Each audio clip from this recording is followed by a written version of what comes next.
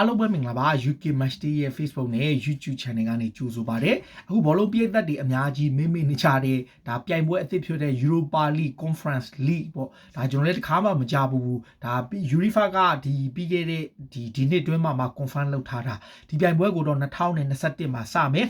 ပြိုင်ပွဲဝင်အသင်းပေါင်း32သင်းနဲ့ Group Stage ကစပြီးတော့ဒါ total ဆိုရင်တော့အသင်းပေါင်းက100နဲ့84သင်းပါမယ်ဗျာ184သင်းကိုအဆင့်လိုက်ခြေစစ်ပွဲတွေလုပ်ပြီးတော့မှဒါအုပ်စုအဆင့်ကနေတွားမယ်ဆိုတော့စိတ်ဝင်စားစရာက Premier League ကအသင်းတွေ La Liga, Serie A, Bundesliga နဲ့တခြား league တွေကအသင်းရောဒီပြိုင်ပွဲမှာပါဝင်ခွင့်ရမယ်အခြေအနေဒီပြိုင်ပွဲဆိုတာကရှင်းဗျာကျွန်တော်တို့အရင်တော့ငငယ်တုန်းကဘောလုံးကဘာမှာရှိတာ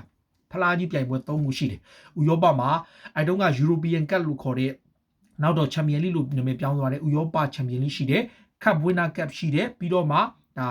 UEFA Cup ဆိုတဲ့ Cup 3ခုရှိတယ်ဒါရှင်းလေးပဲဗျာ Champion League ကတော့ Champion အသင်းတွေနဲ့ထိပ်ကအသင်းတွေပေါင်းခဲ့ရတယ် Cup Winner Cup ကဖလား Champion တွေပါပြီးတော့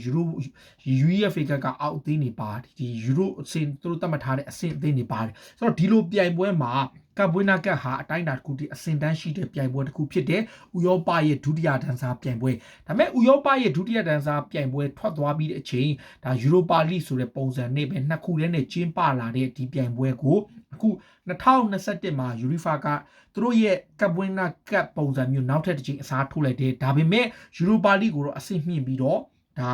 Europa League Europa Conference League ဆိုပြီးပြောင်းလိုက်တယ် Europa Conference League ရဲ့ထူးခြားချက်ကဥရောပထိပ်တန်းကလပ်တွေကနိုင်ငံတွေကအသင်းတွေတိတ်မပါဘူးဗျအသင်းငယ်လေးတွေပဲပြီးတော့ဒါ Europa League မှာ Champion ဖြစ်ရင် Champion League မှာဝင်ခွင့်ရတယ်လို့မျိုး UEFA ရဲ့ဒါဘယ်လိုပြောမလဲ Conference League မှာ Champion ဖြစ်တဲ့ကောင်က Europa League ဝင်ခွင့်ရတယ်ဆိုတော့သူ့ရဲ့စုကြေးကတော့တူပဲ reward က Europa League မှာ Champion League အသင်းကနောက်ရာသီမှာ Champion League ပြိုင်ပွဲရဲ့ Group Stage ကိုသွားပြန်ရတယ် Europa Conference League Champion ကဒါ Europa League ရဲ့ Group Stage ကိုတွားပြန်ရတယ်ဆိုတော့တစ်ဆင့်နဲ့အဆင့်3ကပြိုင်ပွဲမှာဘိုးဆွဲတဲ့ကောင်ကအဆင့်2ရဲ့အုပ်စုအဆင့်2ကပြိုင်တဲ့ဘိုးဆွဲတဲ့ကောင်ကအဆင့်1မှာအုပ်စုအဆင့်မှာတွားကန်ရတယ်ဒီလိုပုံစံမျိုးပဲ simple ပဲဒါပေမဲ့ Europa League ကဒါထူးခြားတာကဘာလဲဆိုတော့အခုဒါကျွန်တော်တို့သိထားတဲ့ထိပ်တန်း league တွေမှာသူကအဆင့်သတ်မှတ်ချက်တွေရှိတယ်ဗျကျွန်တော်တို့အသင်းတိုင်းကိုပါဝင်ခွင့်မပေးဘဲနဲ့သူတို့ကဘာလဲဆိုတော့နိုင်ငံအဆင့်တန်းမြင့်တဲ့အသင်းတွေရဲ့ဒါ association တွေကိုသူတို့ကဒီအဲ့အသင်းတွေရဲ့အခန်းကဏ္ဍကို short ချခြင်းတဲ့အတွက်ကြောင့်သူတို့ဘာလုပ်လဲဆိုတော့ဒါ nation ဒါနိုင်ငံအဆင့် UEFA ရဲ့အဆင့်သတ်မှတ်ချက် coefficient 1နဲ့5အတွက်မှာရှိတဲ့အသင်းထိပ်တန်း league 5 league ကအသင်းတွေကိုတသင်းစီပဲပါတယ်အဲ့ဒါကအဆင့်9ကအသင်းတွေအားလုံးကိုပါတာ La Liga မှာအဆင့်9ဒါ Serie A မှာအဆင့်9ဒါ Bundesliga မှာအဆင့်9ပြင်သစ်လိမှာအဆင့်9နဲ့ Premier League မှာအဆင့်9ပေါ့ဒါ Premier League မှာဆိုရင်တော့ဒါ Tottenham ရဲ့ Everton ရဲ့ Arsenal ရဲ့3သင်းကအဲ့အဆင့်9နေရာကိုလူနိုင်တယ်လို့ Everton နဲ့ Tottenham ကဒါ Europa League ဝင်ခွင့်နဲ့လူနိုင်တယ်ဒါတစ်ဖက်မှာအီတလီမှာဆိုရင်တော့ simple ပဲဒါကျွန်တော်တို့အီတလီကိုကျွန်တော်တို့ကြည့်တဲ့အခါမှာအီတလီဘက်က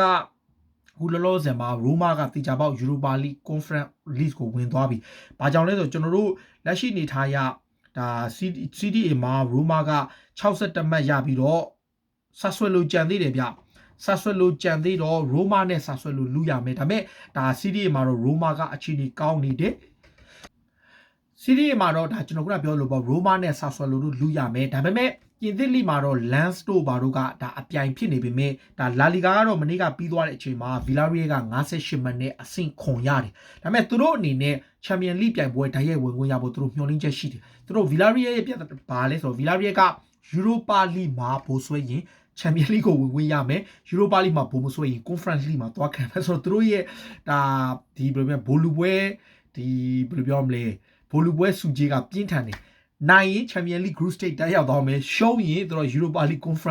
Europa Conference League ကိုကန်ရမယ်ဆိုတော့ဒါ Villarreal ကအဆင့်ခွန်ပေါ့ဒါ Premier League မှာဆိုရင်လက်ရှိနေထားရဒါအဆင့်8ခွန်အတွင်းမှာမျှော်လင့်ကြရတဲ့အသင်း3သင်းရှိတယ်ဗျာအဆင့်ခွန်မှာလက်ရှိနေတာက Tottenham Hotspur က59မှတ် Everton က59မှတ် Arsenal က58မှတ်ဆိုတော့ဒါစပါးကအခုနောက်ဆုံးပွဲအဝေးကွင်းအဖြစ်ဒါသူတို့က Leicester နဲ့ကန်ရတဲ့အချိန် Everton က Manchester City ရဲ့ပွဲ Arsenal က Brighton ကိုအိမ်ကွင်း Arsenal တွေနဲ့ Europa Conference League ကိုမျှော်လင့်ချက်ရှိတယ်ဒါပေမဲ့အဆင့်ခွန်ကအသင်းဆိုတော့ဒါအနေနဲ့ဒီနေရာမှာဒါတွေမပြောခင်ဒါ Europa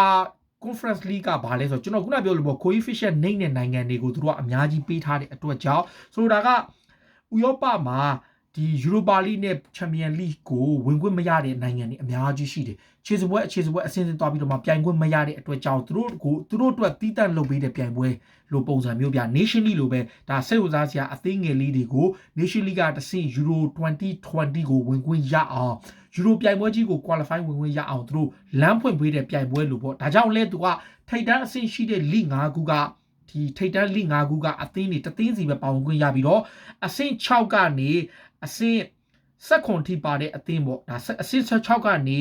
ေအဆင့်6ကနေအဆင့်16ထိပါတဲ့ league တွေအားလုံးကိုနှစ်သိန်းစီပေးဝင်တယ်အဲ့ဒါဆိုရင်ဘာပါမလဲဆိုပေါ်တူဂီတို့ရုရှားတို့ဘယ်လ်ဂျီယံတို့ယူကရိန်းတို့နယ်သာလန်တို့တူရကီတို့ဒိန်းမတ်တို့အော်စတြီးယားတို့ပေါ့စကော့တလန်တို့ပေါ့ပြီးတော့မှဒါဒီအဆင့်16ကနေတမတ်ချက်အဆင့်16ဆိုဆွစ်ဇာလန်လိတွေဗျာအဲ့ကနေအဆင့်16ကနေ24ထိရှိတဲ့လိ24မဟုတ်အဆင့်30ထိပေါ့စလိုဗက်ကီးယားတို့ပိုလန်တို့အထိကိုယူရိုပါလိယူရိုပါကွန်ဖရင့်လိ3သိန်းစီပေးဝင်ပြီးတော့ဒါထူးထူးခြားခြား Liechtenstein ကသူ့နိုင်ငံမှာ league position league ပြိုင်ပွဲမရှိဘူးသူတို့ကဖလားပြိုင်ပွဲပဲလုပ်တဲ့အတွက်ကြောင့် Liechtenstein ကဒါ UEFA ရဲ့ coefficient list မှာ31အဆင့်မှာအဆင့်31မှာရှိပေမဲ့သူတို့ကတသိန်းမဲ့ဝင်ရပြီးတော့ကျန်တဲ့ league တွေအားလုံးဟာ3သိန်းကနေ4သိန်းထိ3သိန်းထိပါဝင်ခွင့်ပေးထားတယ်သူတို့ဒါရှင်းပါတယ်အသင်းကြီးတွေပါတဲ့ထိပ်တန်း league တွေအားလုံးကအသင်းကြီးတွေကိုတသိန်းစီပဲပေးတယ်သူထက်နည်းနည်းနှိမ့်တဲ့အသင်းတွေကို2သိန်းပေးပြီးတော့အောက်က league တွေအားလုံးအောက်ကနိုင်ငံငယ်အလေးတွေကလိပြိုင်ပွဲတွေကို3သိန်းပေးပြီးတော့စုစုပေါင်း180ကျော်နဲ့ခြေစပွဲကန်မယ်အဆင့်ဆင့်ကန်ပြီးတော့မှသူတို့32သိန်းရောက်လာတဲ့အခါမှာ4သိန်း8အုပ်စုခွဲကစားမယ်ပြီးတော့မှကျွန်တော်ယူရိုပါလိချန်ပီယံလိတွေကျင်းပသလိုမျိုးဒါအုပ်စုအဆင့်ဘိုးဆွဲနိုင်တဲ့အသင်းက2021-22ယူရိုပါလိbon 2021တော့ပေါ့ဒါ2021-22ဆိုတော့22-23ယူရိုပါလိပြိုင်ပွဲရဲ့အုပ်စုအဆင့်ကိုဝင်ရောက်ရှင်ပြိုင်ခွင့်ရမယ်ဆိုတော့ဒါယူရိုပါလိမှာချန်ပီယံဖြစ်တဲ့ကောင်ကချန်ပီယံလိကိုဓာတ်ရိုက်သွားခွင့်ရမှာသူလို့ရထားတဲ့ဒါအခွင့်ရေးပုံစံတိုင်းယူရိုပါကွန်ဖရင့်လိမှာဘိုးဆွဲတဲ့ကောင်ကခုနအသင်းငယ်လေးတွေကကျွန်တော်ပြောလို့ပေါ့မော်တာတို့ဆာမာရီတို့အန်ဒိုရာတို့ဒီလိုအသင်းငယ်လေးတွေကချန်ပီယံဖြစ်တဲ့အသင်းဟာ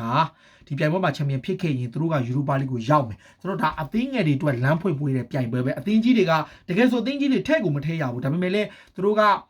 ထိပ်တန်းအသင်းတွေပါတဲ့အခါထိပ်တန်းလေးကအသင်းငယ်အသင်းတွေပါလို့ရှိရင်စိတ်ဝင်စားမှုရှိအောင်လို့ဆိုပြီးအသင်းကြီးတွေကိုတသိန်းစီထည့်ပေးထားပြီးတော့ဒါပြိုင်ပွဲကိုထိပ်တန်းလိအသင်းကထိပ် top 5 league ကအသင်း9သင်းထည့်ထားတယ်ဒါအဆင့်9ရတဲ့အသင်းတွေပေါ့ဒါ Europa Conference League ရဲ့အနှစ်ချုပ်ပဲဆိုတော့ဒါစုချင်းငွေတွေပါရတော့အဲ့လောက်ကြီးတော့မဟုတ်ဘူးဒါပေမဲ့ပြိုင်ပွဲကတော